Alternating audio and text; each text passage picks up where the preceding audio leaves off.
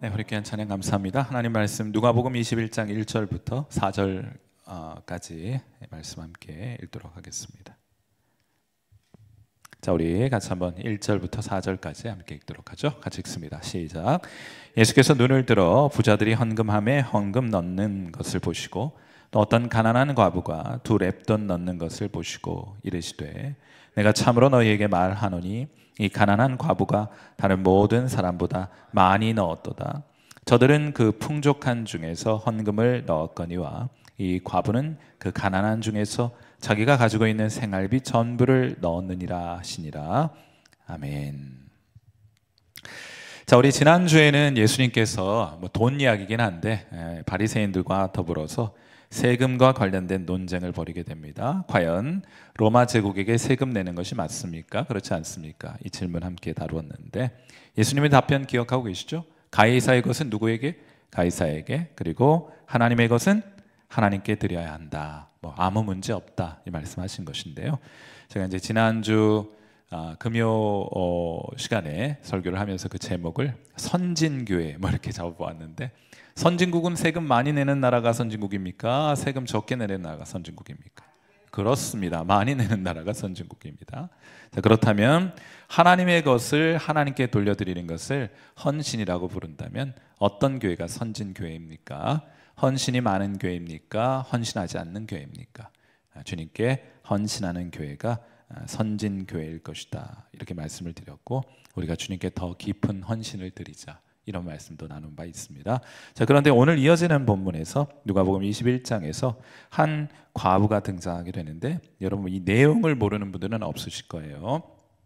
하루는 예수님께서 성전에 올라가셔서는 성전 앞에서 헌금하는 사람들을 유심히 지켜보고 계셨습니다. 그런데 부자들이 이제 헌금을 하거든요. 부자들이 가진 것이 많으니까 자신의 재산의 일부를 하나님께 드리는 모습을 보시던 중에 어느 가난한 과부 한 명이 헌금 앞에 선 것을 보게 됩니다. 그리고 동전 2개를 집어넣어요. 두 렙돈이라고 되어 있는데, 우리 말로 말하면 영어로는 보통 페니, 우리 돈으로 말하자면 100원. 2개 합치니까 한 200원. 물가 고려하면 우리 시대 200원만큼 정도는 하진 않겠고, 대략 한 1,000원짜리 2장 정도 이렇게 넣었을 것이라고 생각이 되는데, 이런 이제 자리에서 한번 그렇게 묵상을 해보는 거예요. 성경에 기록되어 있지는 않지만 이 여인에게 이 두 렙돈이란 동전은 어떻게 생기게 되었을까? 우리 시대로 말하자면 아마 폐유지 주워 모아가지고 그거 팔아가지고 판 돈, 또 빈병 주워다가 판 돈, 어쩌면 그것으로 하루를 연명하고 살아가야 할 생활비 전부를 가지고 와서는 그거밖에 없는 거예요.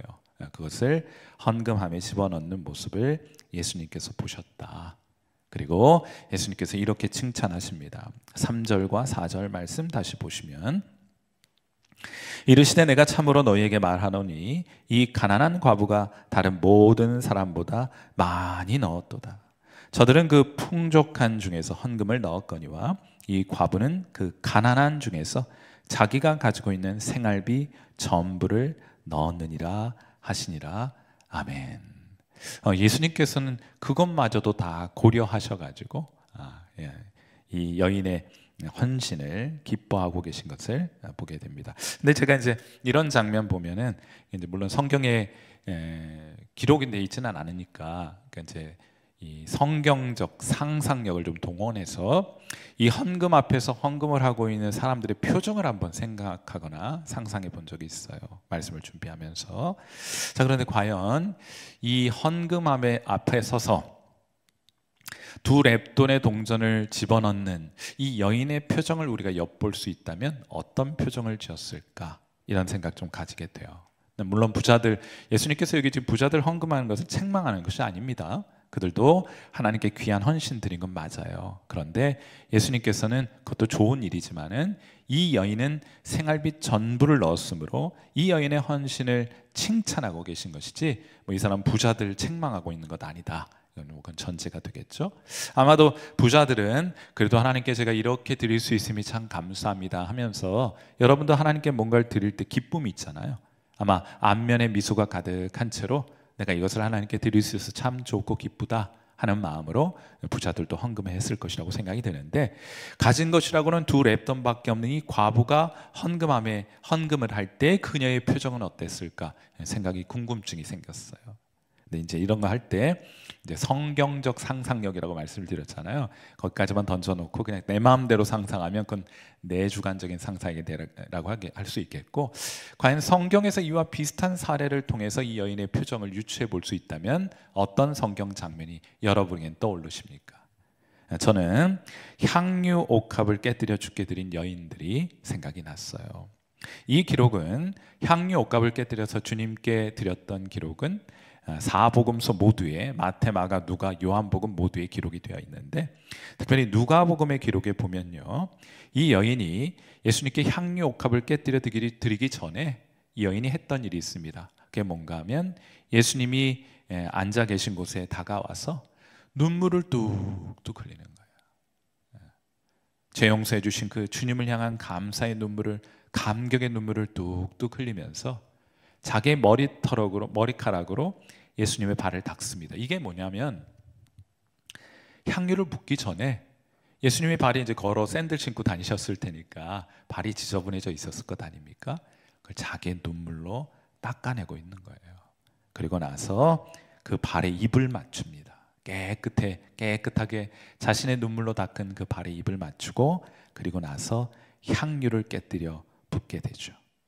이때 사람들은, 여러분들이 이제 이 기사가 이제 여러 종류가 있기 때문에 혼동스러워하긴 하는데, 이 발에 붓기도 하고 머리에 붓는 일이 있고, 두 가지, 크게는 두 개의 기사가 기록이 되어 있어요. 그런데 이 예수님의 눈물로 발을 닦고, 머리카락으로 발을 닦고, 입을 맞추고 향유를 깨뜨려 예수님의 발에 향유를 부었을 때 사람들이 뭐라고 비난을 했는가 하면, 왜 예수님이 선지자라면은 저 여자는 죄인인데 그 죄인이 자기 몸에 손 대는 것을 허용하셨느냐, 이러면서 예수님과 또 예수님의 발에 향유를 부은 여인 모두를 싸잡아서 비난하게 됩니다. 이때 예수님께서 이 비유를 들어주시는데, 500데나리온과 50데나리온을 빚진 자를 탕감해 주시는 비유를 들려주세요. 누가복음 7장 42절입니다. 이 상황에 예수님께서 말씀하시기를, 갚을 것이 없으므로 둘 다 탕감하여 주었으니 둘 중에 누가 그를 더 사랑하겠느냐. 더 많이 탕감받은 사람이 그 탕감해 준 주인을 더 감사하고 사랑하지 않겠느냐. 이 여인 죄인인 건 맞다. 그런데 내가 그녀의 죄를 용서해 주었으므로 그가 더 많은 죄를 용서함 받았으니 그가 다른 사람보다 나를 더 사랑하는 것이 맞지 않느냐 하는 그런 내용의 비유였던 거예요. 여러분, 이 여인, 눈물 뿌려서 예수님의 발을 닦고 있는 이 여인의 표정이 상상이 되십니까? 사랑과, 주님을 향한 사랑과 주님을 향한 감사의 마음이 가득한 표정, 웃고 있을 수만은 없는 그런 표정으로 예수님께 나와서 예수님의 발을 닦고 향유를 깨뜨리는 여인의 모습. 내가 무엇으로 예수님의 그 사랑에 보답할 수 있을까? 더 많이 드릴 수 있으면 좋으련만 내가 가진 것은 이것이 전부이니 내가 가진 가장 값진 것을 주님께 드림이 얼마나 감사한 일인가 하면서 감격하여서 눈물 뚝뚝 흘리면서 자신이 가진 모든 것을 예수님께 쏟아 붓는 이 여인의 얼굴 표정이나 두 랩돈 헌금함에 넣었던 과부의 표정이나 크게 다르지 않을 것 같다, 이런 생각이 들어요. 마태복음과 마가복음에는요, 값비싼 향유 옥합을 깨뜨려서 이번엔 예수님의 머리에 부은 여인의 기록이 담겨 있는데, 주변 사람들은 또 합리적인 사고를 하면서 이 여인을 책망합니다. 마태복음 26장 8절과 9절 말씀이에요. 제자들도, 예수님을 따르는 제자들도 보고 분개하여 이르되, 뚜껑이 열린 거예요. 그러면서 하는 말이, 무슨 의도로 이것을 허비하였느냐. 이것을 비싼 값에 팔아 가난한 자들에게 줄 수 있었겠도다 하고 책망합니다. 굉장히 합리적으로 상황을 평가하고 반응하고 있는 거예요. 어쩌면 우리 대다수의 모습이 그런 모습이 아닐까 싶습니다. 그러나 예수님께서는 이 여인을 책망하기는커녕 오늘 본문에서처럼 그 두 렙돈을 주님께 드린 이 여인, 이 과부를 칭찬하셨던 것처럼 향유 옥합을 깨뜨려 아낌없이 허비한 이 여인을 칭찬하면서 말씀하시기를 마태복음 26장 13절 말씀입니다. 우리 같이 한번 이 말씀 읽어보도록 해요. 같이 읽습니다. 시작. 내가 진실로 너희에게 이르노니 온 천하에 어디서든지 이 복음이 전파되는 곳에서는 이 여자가 행한 일도 말하여 그를 기억하리라 하시니라 하고 말합니다. 무슨 말씀을 하시는 거예요? 헌신은, 하나님께 드리는 헌신은 이렇게 하는 거야 하고 말씀하시는 것 같아요. 여러분, 여기 지금 복음이 전파되는 곳에서는 이 여자가 행한 일, 이 헌신도 말하여서 그를 기억하라는 말은 무슨 말입니까? 우리도 그러한 헌신을 주님께 드리도록, 이 복음이 전파된 곳이 어디입니까? 교회 아닙니까? 교회. 온 천하에 이 여인의 일을 말하라고 했는데, 그 복음이 전파되는 곳에서 이 여인이 행한 일도 말하라고 했는데, 그것은 우리 성일교회에서도 선포되고 말해져야 하는 것이 아닌가 하는 말이에요. 헌신은 이렇게 하는 거다. 계산기 두드리며 하는 게 아니라, 어쩌면 여러분이 하고 있는 그 헌신이 너무나 비현실적이어서 사람들로 하여금 손가락질을 받게 될지는 모르지만, 그러나 주님을 향한 헌신은 이렇게 하는 거야 하고 말씀해 주고 계신 거예요. 아무리 생각해도 우리는 신앙을 우리 본의로 합니다. 너무 자기 중심적인 신앙을 가지고 있어요. 나와 내 가족을 위해서 언제나 하나님이 헌신해야 된다는 생각을 가지고 신앙생활을 합니다. 철저하게 자기 중심의 신앙이에요. 우리를 용서해 주시기 위해서 헌신하는 것도 하나님이 하셔야 되고, 우리의 필요를 채워주시고 우리를 위해 일하시는 것도 하나님이 헌신하셔서 그 일을 해 주셔야 한다고 생각합니다. 틀린 말은 아니에요. 예수님 그렇게, 하나님 그렇게 하셨으니까. 아낌없이 우리를 위해 다 주셨습니다. 기꺼이 헌신하셨습니다. 자신의 독생자도 드리기까지 우리를 위해 헌신하셨어요.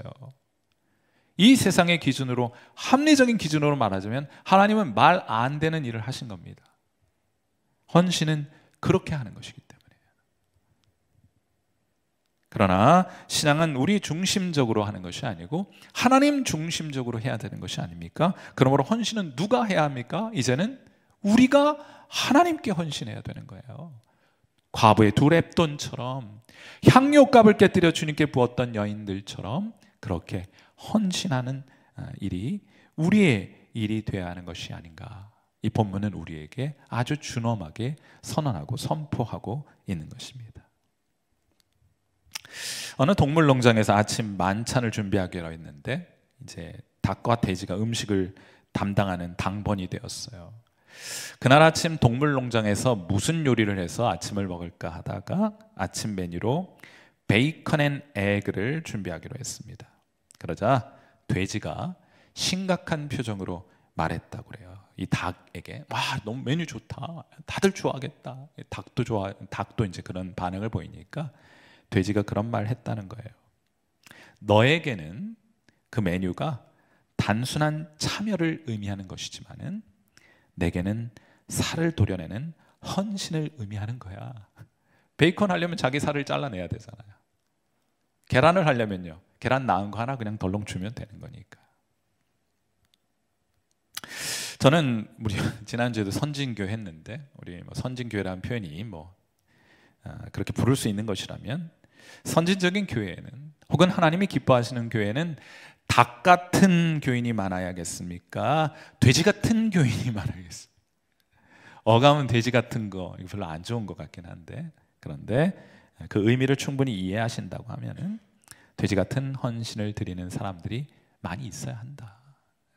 손해 보려고 하지 않는 시대를 저와 여러분이 살아가고 있는데, 손해 보지 않으면서 어떻게 헌신을 드릴 수 있습니까? 신앙은 취미 활동하는 게 아닙니다. 우리 주님은 교회를 위해 생명을 거셨고 여러분을 위해 생명을 다 주셨잖아요. 아낌없이 허비하지 않으셨습니까? 그러니 주님을 따르는 신앙생활도 목숨 걸고 하는 겁니다. 헌신하며 해가는 것이에요.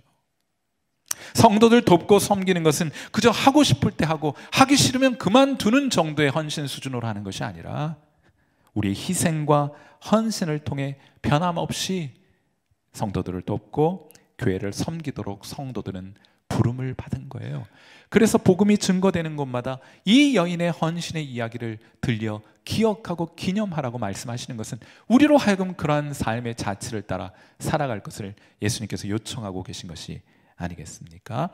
다 드리는 거예요. 다 드리는 거.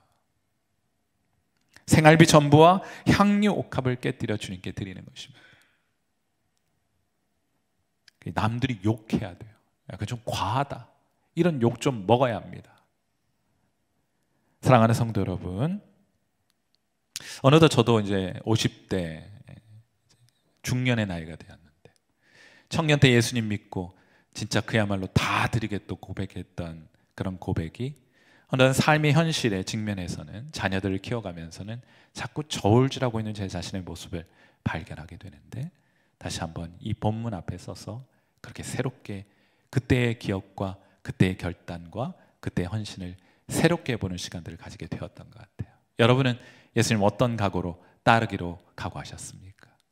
아까울 것 없이 주님 우리에게 무엇을 요구하시더라도 내 것 다 주께 드리며 주님 따르겠다. 여러분 그렇게 고백하셨잖아요. 그렇죠? 기억하고 계시잖아요. 하나님 그때 그 고백을 얼마나 기뻐하셨을까.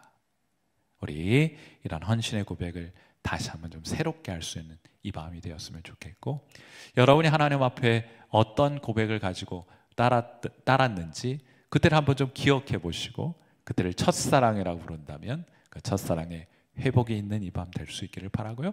또 새롭게 헌신하고 헌신을 결단하고 주님께 더 우리의 모든 것을 드리는 자리로 나아갈 수 있도록 과부처럼 향유 옥합을 깨뜨린 여인처럼 우리 그렇게 우리의 남아있는 여생을 살아가게 하옵소서. 그리고요, 우리 곁에서 그렇게 헌신하며 살아가는 사람들이 있게 될 때 용기를 얻습니다. 그래, 저렇게 살아가는 것이 옳은 거야.